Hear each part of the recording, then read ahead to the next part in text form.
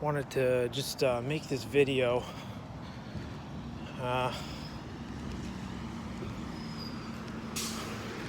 Wanted to talk about like the balkanization of Canada and how much that's a necessity. Because the thing is, it's been an old necessity since,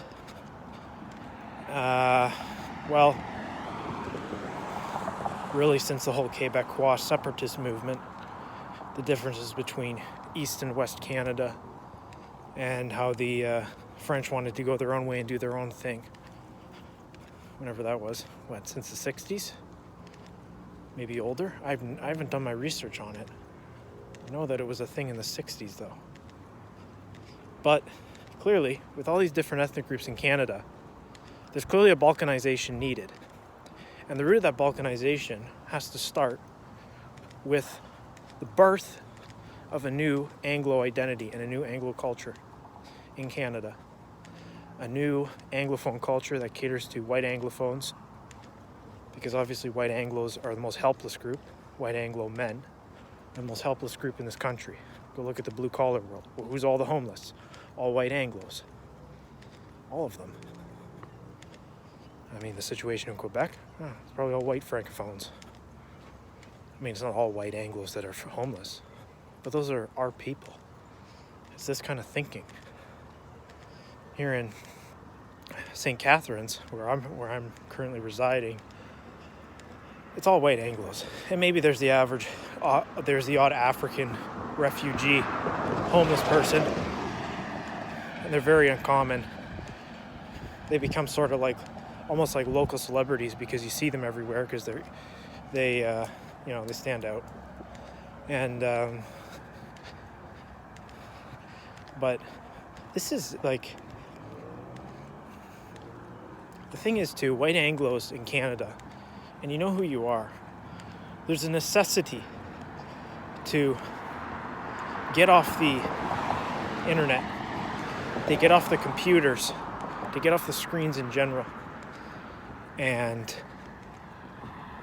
get out there. Because the reason that you're going crazy and insane, and the reason that you have all this brooding madness inside of you, is because of this.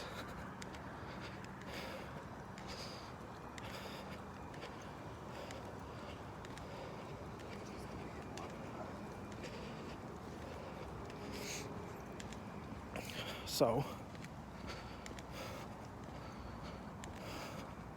this is the necessity. The necessity as a new Christian is for Anglos to get back into the churches. It's for Anglos to get back into the churches and rediscover Christ. Who's the most helpless group? Well, I've already said that. There's a pew with your name on it. And so Anglos, whether you're white, whether you're black, maybe you're an indigenous, but you're still culturally Anglo. And,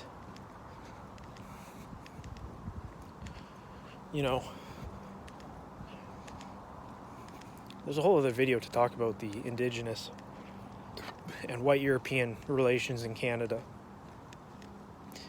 and how totally just outright so many lies being told about all that. Borders, the country, who's a real Canadian, who isn't, who was here first. We're all immigrants, that's what they say. I don't even know what that even means. Well, I do know what it means. It means the indigenous were here first. Okay? Well, anyway, let's just say they weren't the ones who drew the borders and named it Canada. Anyway, there needs to be a new Anglo identity. You have all these other ethnic groups in the country.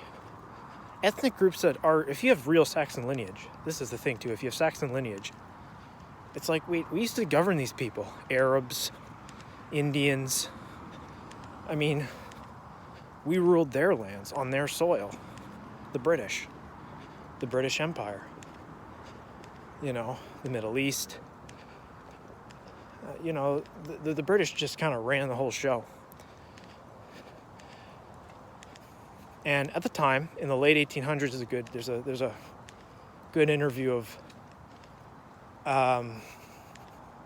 Bertrand Russell, and he's talking about what life was like in Britain in the late 1800s, the Victorian era.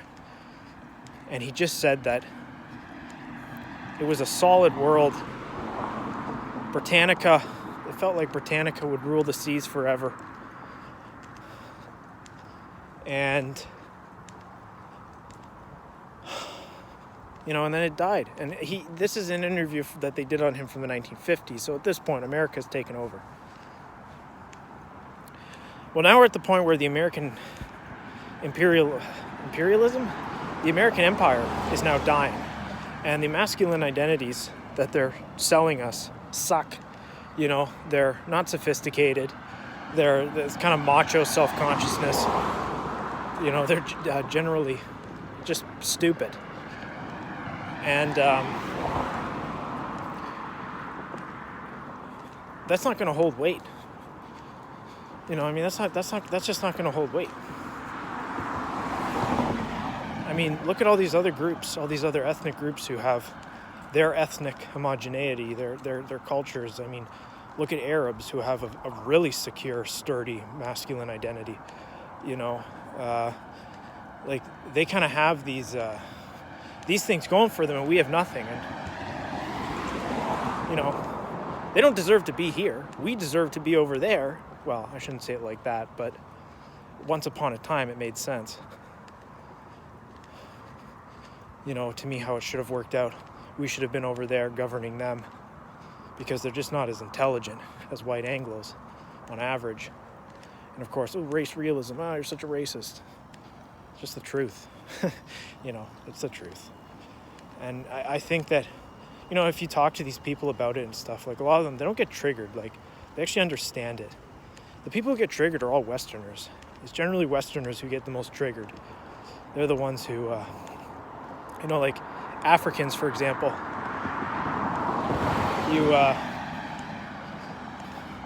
You can talk to them about things like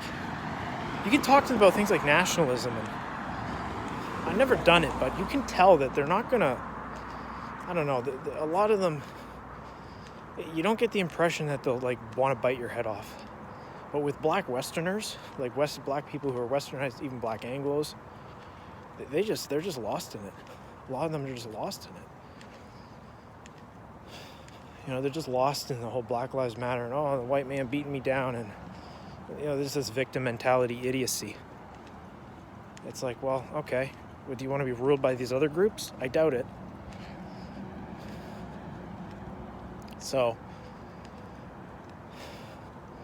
yeah, there has to be this new Anglo identity. And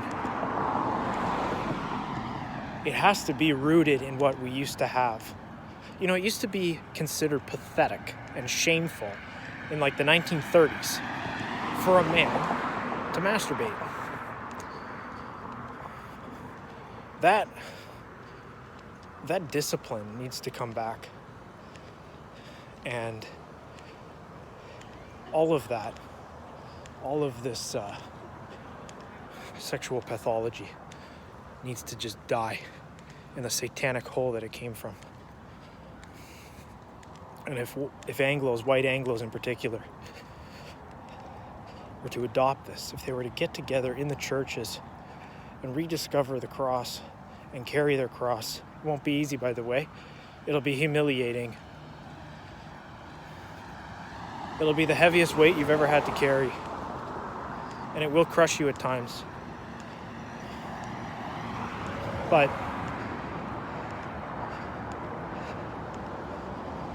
what other choice do you have? Are you going to sell off your humanity? It doesn't work that way. Be like, screw it. I'll just be a road agent, some highwayman, and I don't care. Maybe I'll join a mosque. Maybe I'll just become a Hindu, and I'll just consume and fuck as much as I can, and just consume as much as I can, and I'm at the stoplight.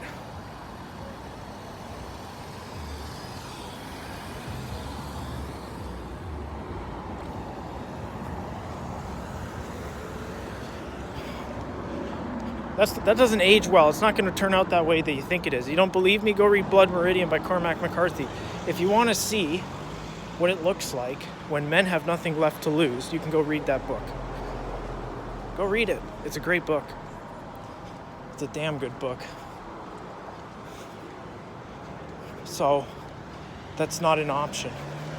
Even as incredibly easy as it is, because the thing is, the reason people like ideology is because ideology removes insecurity so easily.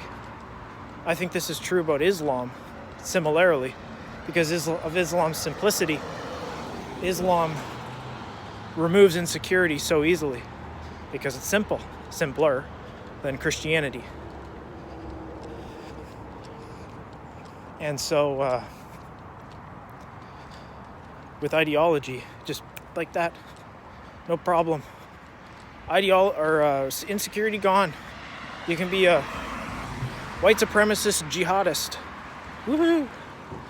And all your insecurity's gone, but your soul rots down into hell. And you just turn into a monster, and nothing will satiate. And all you feel inside of yourself is just this brooding hatred. You're like a man who thinks he can chase the sun. You're like a man who thinks he can block out the sun, but the sun always shines. And the sun shines light on all your darkness. And like the Bible says in, I think it's the book of Mark.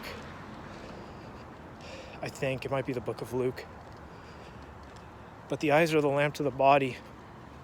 Is your body, and when the body is, the eyes are the lamp to the body, and it's basically, there's either light in those eyes or just darkness. And if there's darkness in those eyes, then the body is full of darkness.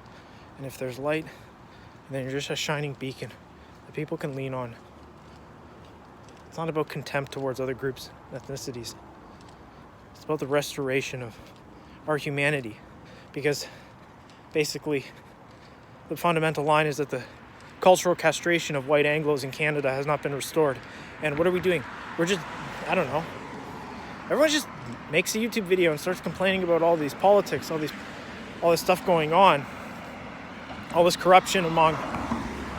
You can make tons of corruption about Indians and their absolute thievery and robbery of our country's banking system. Don't even get me started about the whole TikTok thing. Those people are absolute shameful thieves and robbers, and it's despicable. It's morally reprehensible, and every single one of them should be ashamed that they steal from the poor like that so shamefully. It's disgusting. And of course they come onto our soil and do it. Okay, well, you could go and be like, oh, now it's time to fucking, we need to get after them. But it doesn't work. It doesn't help. It doesn't do anything. This is the world. This is the world. That's the way it is. It's the way it is when God's completely gone. When God is ignoring you and God is ignoring your country and your people. Women ignore you. They don't want to look at you because you're miserable. And you're pissed off all the time and you're frowning. And they don't want to look at that. Even us good-looking North Americans. But,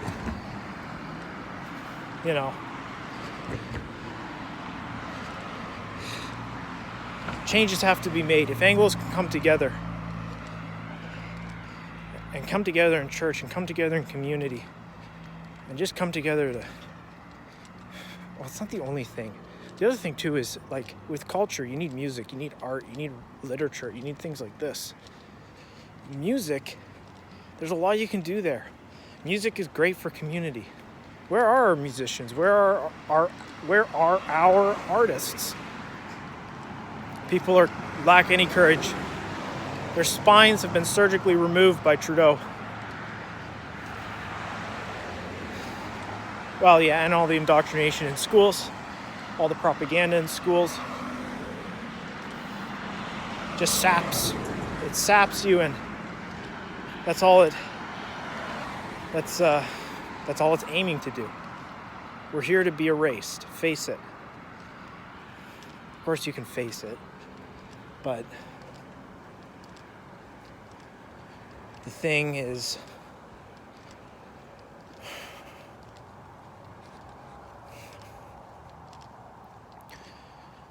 what was I saying? What was I going to say?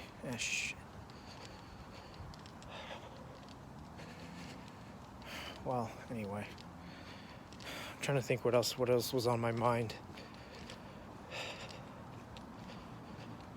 I mean, these videos don't even need to be professional. Like, who cares?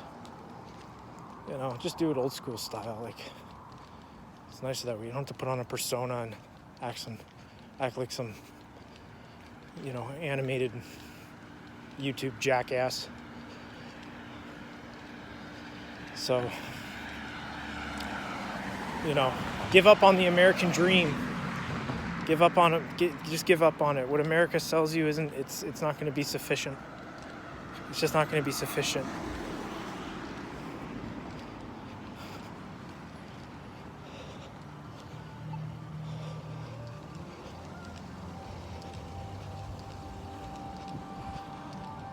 So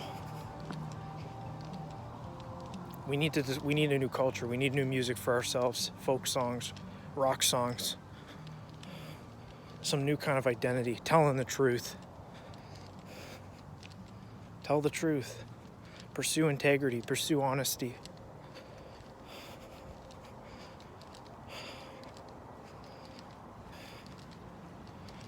You know who you are. Christ is there for you because he was there for me. He's the only one that'll listen to you. That's life. That's for everybody. It's not, I'm a Christian, God listens to me, and maybe it's okay, like, if you kind of get into that fetal position, sort of inside, internally. But,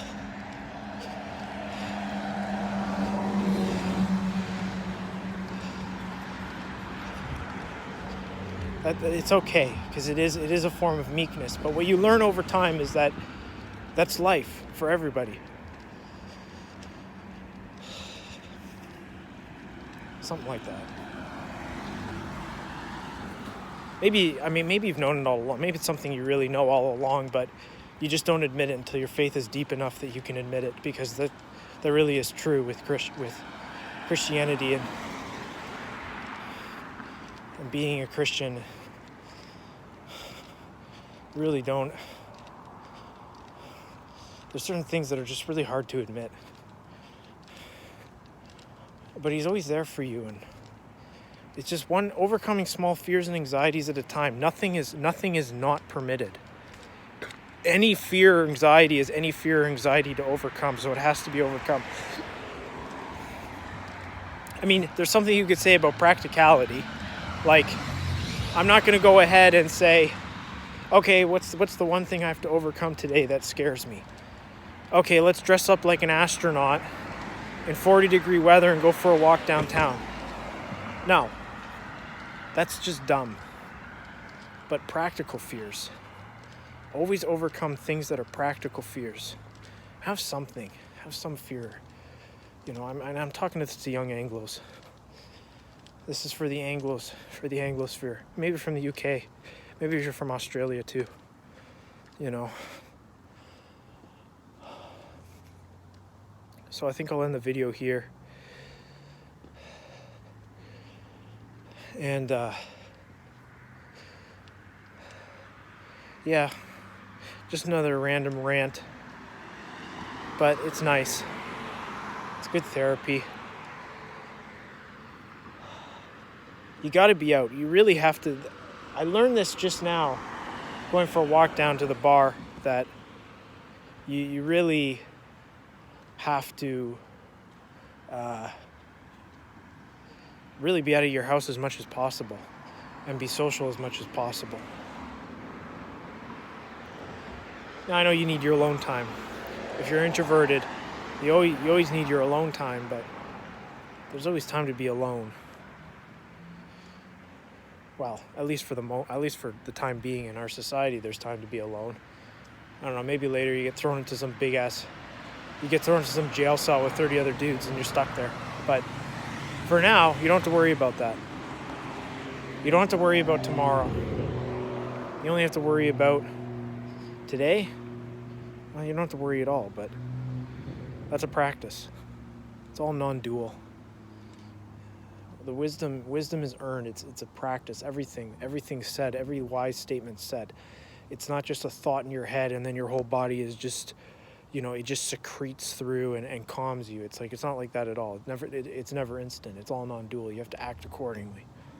So you have to act as if you have no worries for tomorrow, have no worries for today. And then over time, you really don't worry. Now, I'm not there yet at all. Not even close, but I'm just saying. All right, I think I'll end it here. All right, bye-bye.